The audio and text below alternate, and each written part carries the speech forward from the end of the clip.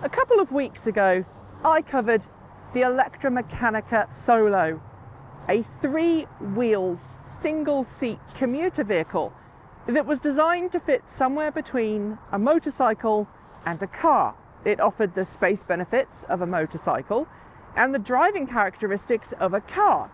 And its price, $18,500 before incentives. The company behind the Solo want to revolutionize commuter vehicles. They want us to stop driving big, heavy, gas-guzzling SUVs to get to work and back home again. Today, I'm going to be reviewing what I think is probably one of its closest competitors, the Arcimoto FUV. FUV, in case you're not sure, stands for Fun Utility Vehicle. And this weekend, we've got one on loan from Arcimoto, who, by the way, are based here in Oregon, and they're going to let me put it through its paces. It starts from $17,900, which is a little bit less than the Solo. And unlike the Solo, it has two seats, not one. You can carry a friend along too. I'm just about to see whether it delivers on those promises. And with more than 50 kilowatts at the wheels, I think it might.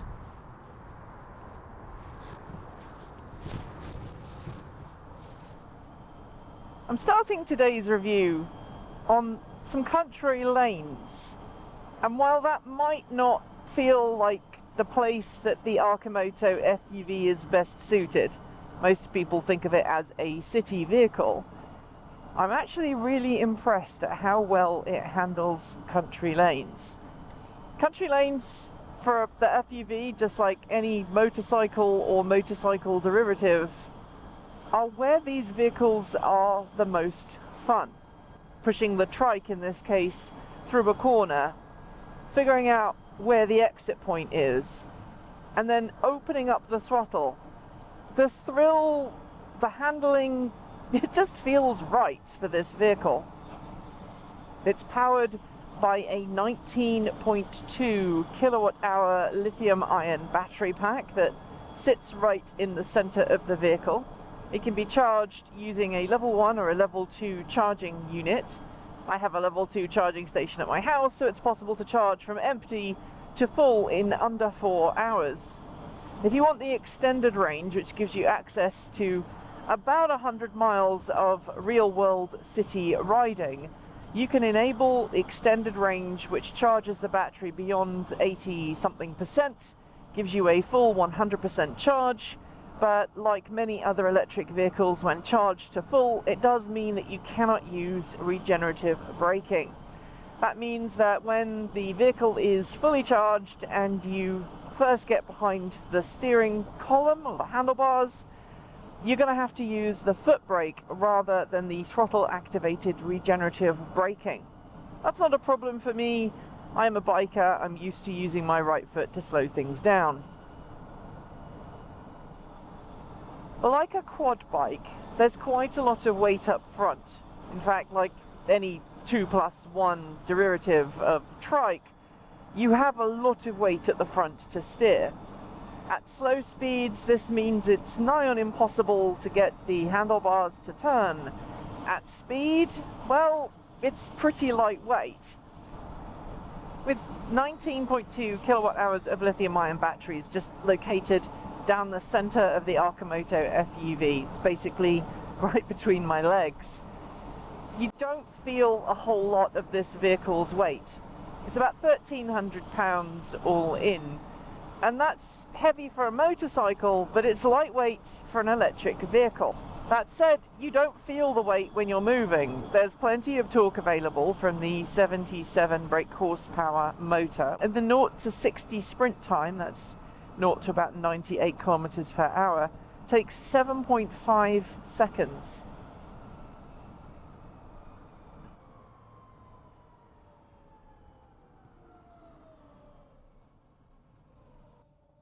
Sitting in traffic, crawling along, we're actually on a country lane right now, but we're behind some cyclists up in front. Sitting at 10-11 miles per hour is a breeze. It's very quiet at this speed. and you just hold it on the throttle.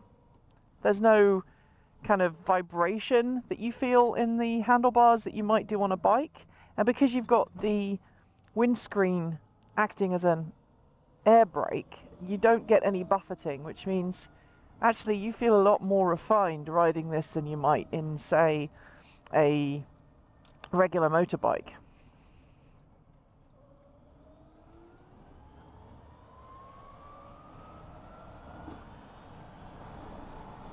In terms of controls, this is very much like a motorcycle. You've got your indicators on the left-hand handlebar.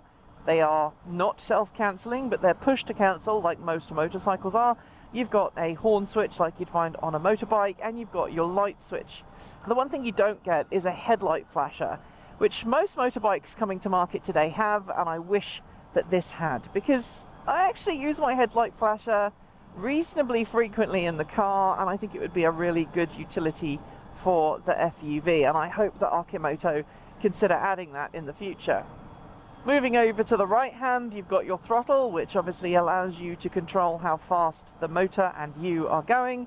You've got your direction switch, forwards and reverse. Then you've got your kill switch, which is just like a motorcycle kill switch, and I suspect is because the control interfaces for this have clearly come over from some motorcycle or other. There's even space for a mirror that is, of course, not required. But where things get different is the regenerative braking. Now, I've ridden motorcycles in which you roll off the throttle and you're given regenerative braking. But in this vehicle, there is a very small brake-like lever that sits just under your index finger, and it allows you to slow down the FUV without touching the brake pedal. There's also a brake pedal which is down by my right foot, which will be familiar to motorcycle riders, and that operates the vehicle's standard friction brakes. But if you need to slow down like I am right now, you just dial in with your index finger, and it's very intuitive. It's kind of fun. It's slightly also bizarre for me because right now I've got a scooter on review that uses the very same mechanism as a throttle, but if you've ridden anything with handlebars and a throttle and a brake lever, you will understand pretty instinctively how to slow down the FUV.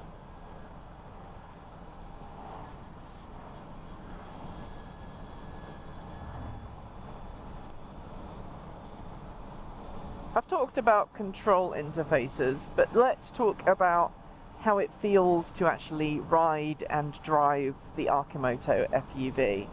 Unlike the Solo EV that I reviewed a couple of weeks ago, the FUV gives me so much feedback as to where I am in the road, how much throttle I need, how much brake I need, and what the steering is doing. It reminds me in many ways of the feel that the quad bikes that I've ridden on farms and off-road have had over the years. You've got that same weight up front, that same weight distribution. Because this is a front wheel vehicle, you're very much aware of what the front wheels are doing at all times. Now, there are some downsides to this.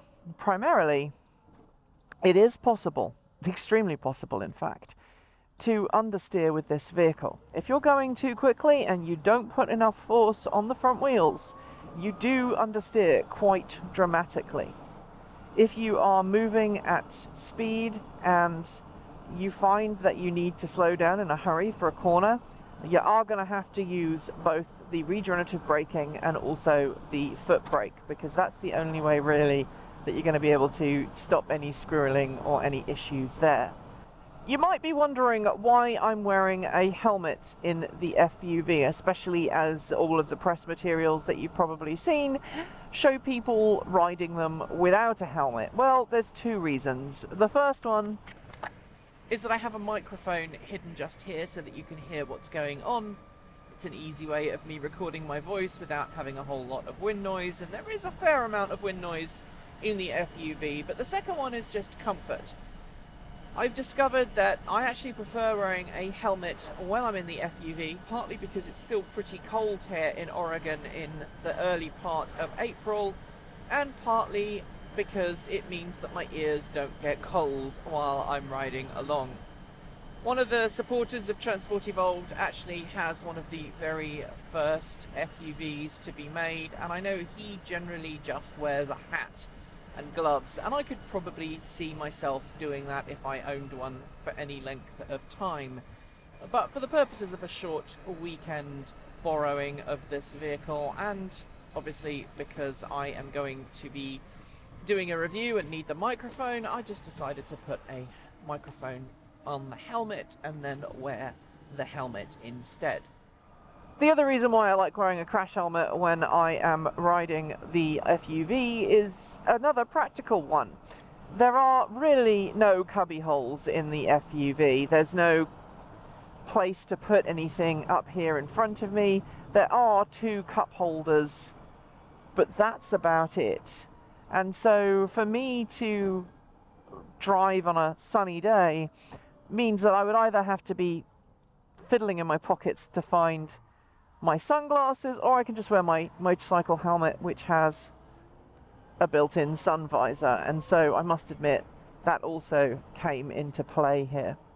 Whether or not you need to wear a crash helmet does depend on where you are in the world and what your local regulations are. Here in the state of Oregon, the FUV, which is made in Oregon, is classified as a semi-enclosed vehicle. It has not 1, but 2 seat belts per person. They are both 3-point seat belts, so you're nicely secured in the vehicle at all times, and I've never felt like I'm going to fall out or anything like that. And for Oregon, that's good enough. You don't have to wear a crash helmet. In the neighboring state of Washington, which is, 10 miles away from where I am right now, you do have to wear a crash helmet. So I know people with FUVs who sometimes wear a crash helmet and sometimes not, often based on where they're going. Alright, we're just about to hit the freeway, so let's see how this performs on the freeway, and you can get an idea of how flexible and versatile the FUV can actually be when it's not in a city environment.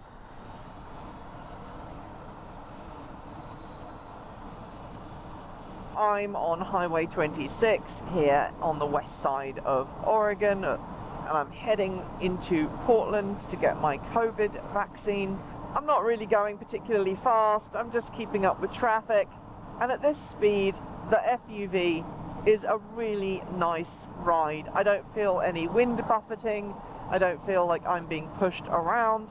It feels solid and it feels planted. And interestingly, at this speed, it doesn't feel like a 3-wheeler. It feels more like a 2-wheeler or maybe even a 4-wheeler. I feel that I don't have to worry about positioning myself. I occasionally get a bit of buffeting from a side wind, but that's because there are no doors. There's nothing unpleasant about this. I think if it was raining in this direction, I would get very quickly. But it's another reason to consider wearing motorcycle gear when piloting the FUV. Like other motorcycles I've reviewed, this has the aerodynamic qualities of a brick, which means around town it's very good at being very efficient at slow speeds. And in fact, if you drive this at round town speeds, you're going to get about 100 miles of range out of that 19.2 kilowatt-hour lithium-ion battery. But as you can probably tell, if you're increasing your speed a little bit in order to keep up with traffic, the wind noise does increase, and you will also notice that your range starts to plummet. In fact, if you were to drive this flat out, 75 miles an hour, then I think you'd probably get somewhere in the region of 30 to 40, maybe 50 miles of range, depending on how heavy you are as a rider, depending on the headwind conditions, and depending on other road conditions.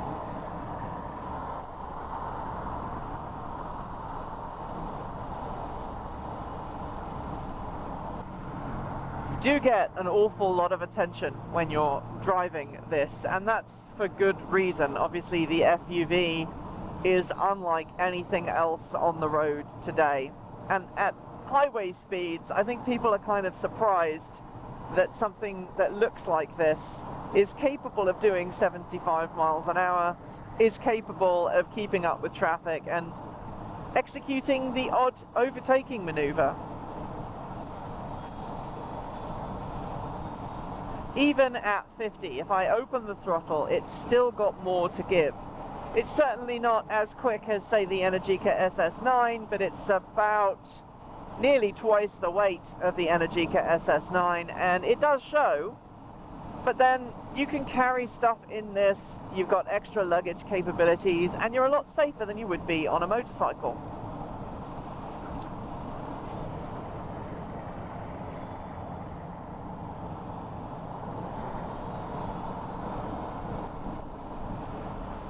That was a really good example of me needing the power to get out of trouble. There was a Prius Prime pulling into the slow lane, and there was somebody right next to me, and I needed to just get out of the way or slow down, and I opted to just get out of the way. Opening the throttle gave me tons of power, and I was able to safely and swiftly get out of trouble. And that is something that bikers will be well and truly familiar with. On a motorcycle, it is always important to be able to have that extra power available to you in case a car driver decides to do something stupid, because at the end of the day, while the Arcimoto weighs about 1,300 pounds, it is smaller than every other four-wheeled vehicle on the road, even though this is only a three-wheeled vehicle. And although it's slightly larger than most motorbikes, I think the fact that there's this weird three-wheeled trike going past you kind of means that people tend to steer towards you. It's that kind of, they're so transfixed on what is this that they forget that they need to actually be smart and safe and not hit you.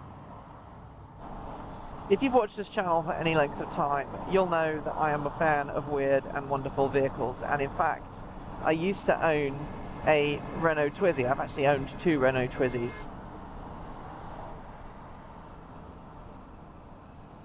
My Renault Twizy was the most fun I've ever had on four wheels. It was not necessarily the quickest thing out there, although it did have insane performance. It also was incredibly nimble, and by that I mean that in towns I could just weave in and out of things. I didn't have to worry about waiting to get through tight gaps. I could just go, and it had a top speed officially of about 55 miles per hour. But one of the things that didn't work well in that original Twizy was the fact that its top speed was a bit slow. Now, there were people who figured out a way of making the Twizy go faster, and they figured out a way of making the Twizy go faster by hacking the controller of the Twizy, giving it a top speed of closer to 70 miles per hour, sometimes slightly more in some cases. With this vehicle, you don't have to do that because it already goes at freeway speed. It already does 75, and like I say, I think it's possible to get it up to 80 if you try really hard. And that is phenomenal for a vehicle that most people think of as a city trike. When you're moving at city speeds, your range really does creep down very slowly. When you're going faster, you definitely will lose a lot of range really quickly. But at slow speeds around town, I think I genuinely could do 100 miles out of this and not have a problem. Is there anything that I'd like to change about the FUV? Well, part of me wonders what the FUV would be like if it was fully enclosed. And I think the answer is not quite as fun.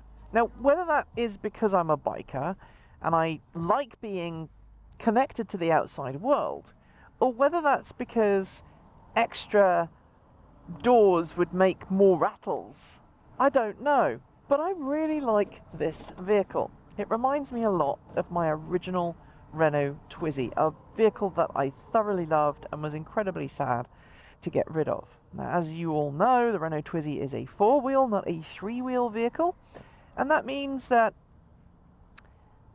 it certainly, on paper, it should be a lot more stable than the Arcimoto FUV, but honestly, this does not feel unstable at all, and that's partly because it's got a nice long wheelbase, and partly because the FUV is so darned well set up. Who is the Arcimoto FUV for? Well, I think it's for people who like bikes, like me, who maybe don't want to have a two-wheeler. For me, there are some health reasons as to why a three-wheeler might be more sensible for me right now.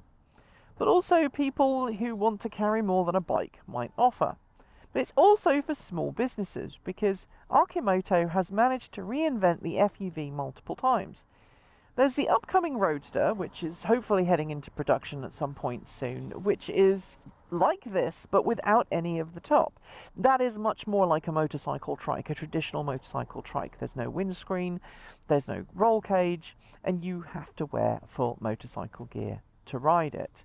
But then there's the whole Deliverator, which is like the FUV that I'm in, except instead of the passenger seat, there's a cargo area, which you can imagine means you can store an incredible amount of stuff. And then there are emergency responder versions. Because this is so small, because this is so nimble, you can actually use this as a first response emergency vehicle, much like you might have someone on a motorbike with all of the essential gear enabling them to get to an accident or an incident really quickly. And Arcimoto have been trialing one of these with a fire department, fully loaded with lights and sirens and everything else, and it's proving very popular because it's lightweight, it's cheap to use, it's pretty instinctive to drive, and you also have the ability to easily get in and to get out, and you can ride through areas where a car wouldn't traditionally go, and that makes it very special indeed. So there you have it. I think I want one. No, let's scrap that. I know I want one. The FUV is everything that the Solo isn't. It's fun, it's fast, it's responsive, and it makes you engage with the road, with the experience of traveling. You're not in some hermetically sealed cabin with poor air conditioning. You've got access to the outside world. And yes, eventually you'll be able to get doors for the FUV too. If you want to go completely bare bones, then you can forget about the luggage area at the back. You can just have a standard motorcycle cargo rack setup. You can put a top box or whatever you want there. And if you want to carry large amounts of stuff, well, you could opt for the Deliverator instead of the two-seat FUV. The Deliverator gives you much more cargo space if it's just you, and that means that you could get almost as much stuff in the back of this as, say, a regular mid-sized hatchback or sedan. But what really strikes me about the FUV is it's not trying to be a car. It's not trying to be a motorcycle. It's trying to be the FUV. On this channel, we've talked several times about how Arcimoto is breaking all of the rules. The rules that say that three-wheelers are never going to sell well. The rule that says that people need doors and windows and heaters in order to want one. Arcimoto breaks all of those rules. It gives you a motorcycle-like control interface that is intuitive. Yes, it takes a while to learn how to steer this if you are not someone who's had experience with a sidecar or any other kind of four or three-wheeled handlebarred setup. But once you get used to it, it is incredibly intuitive to use. The regenerative braking can be used to completely stop this without even needing to use the foot brake. In fact, I'm only using a foot brake in an emergency. It's kind of that backup setup that you can use. You have a windscreen, you have a windscreen wiper, you have heated seats and heated handlebars. Granted, they are optional extras, but I would recommend anybody considering an FUV get one, unless you live in Southern California or Florida or somewhere where it never really gets super cold. If there's one thing I would really criticize the Arcimoto FUV for, it's its price. Right now, it is still way too much money for what it is. It offers a whole lot more than the Solo EV, let me be completely clear. But even then, it's a little bit too expensive. But Arcimoto is working on that. Arcimoto is refining the design. Arcimoto is working with Sandy Munro to bring down the cost of this vehicle, and ultimately hopes to knock off a sizable chunk of cash. At the end of the day, Arcimoto wants to sell this for about $12,500 US. And that makes this incredibly exciting. That makes this Renault Twizy price, which brings me to my final thing. In the UK, I owned a Renault Twizy. I liked it because of its go-kart feel, its direct and responsive driving, its very planted feeling when you were on the road, and that was thanks to its outboard wheels. The Arcimoto FUV offers that same kind of experience, except without any of the quadricycle rules that restricted the Twizy to 50 miles per hour. That meant that you couldn't do certain things with the Twizy.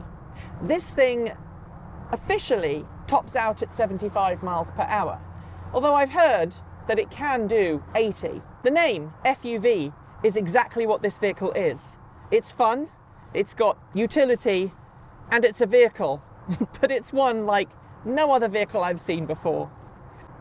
Thanks to Arcimoto for allowing me to borrow this FUV for the Easter weekend, and thanks to all of you for supporting the show. Thanks to the folks on my right for being our $15 to $49 a month Patreon supporters.